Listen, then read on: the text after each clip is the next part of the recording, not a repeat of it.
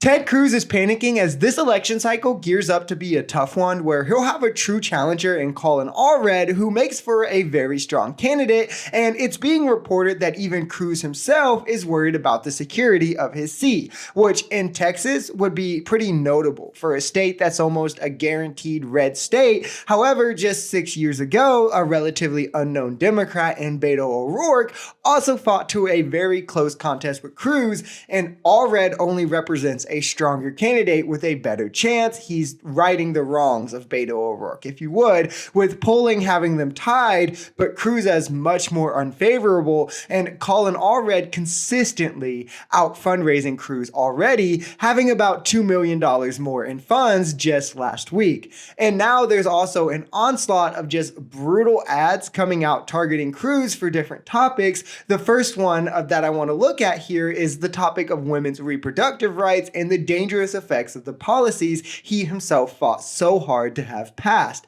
And he would also like to see these on a federal level. That's important to note. So let's start with this one. Texas is number one.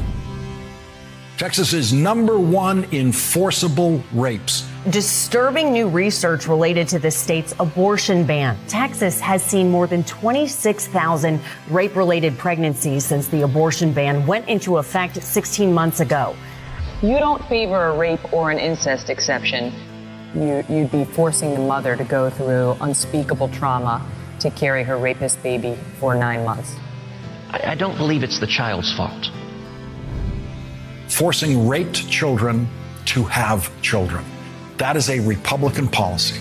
And this is just the gruesome and disgusting reality of Republicans' policies and wanting to legislate women's bodies in the way that they have control of them. We covered Katie Cox and the battle that she had for something that would have devastated her in her life, or the 7th grade essay victim who was forced to carry to term. And don't forget that these nut jobs all the while don't support free childcare, extended postpartum care, free lunches for kids in schools, universal preschool. So it's not about the child or their life or providing them for a quality life in any way, because they don't care at all to put that child at every statistical disadvantage as long as they're forcing the woman to have it. Here is another lady speaking on just the horrible outcomes of these sorts of bans. I'm an OBGYN in Texas and a mother of 3 wonderful children. Having this beautiful, messy, chaotic, but wonderful family, it's the joy of my life. I never thought that I would need an abortion for a planned pregnancy, but I did. 2 years ago, I became pregnant with a baby I desperately wanted. At a routine ultrasound, I learned that the fetus would have a fatal condition and that there was absolutely no chance of survival. In Texas, you are forced to carry that pregnancy, and that is because of Donald Trump overturning Roe v. Wade. The choice was completely taken away. I was to continue my pregnancy, putting my life at risk. It's every woman's worst nightmare, and it was absolutely unbearable. We need leaders that will protect our rights and not take them away.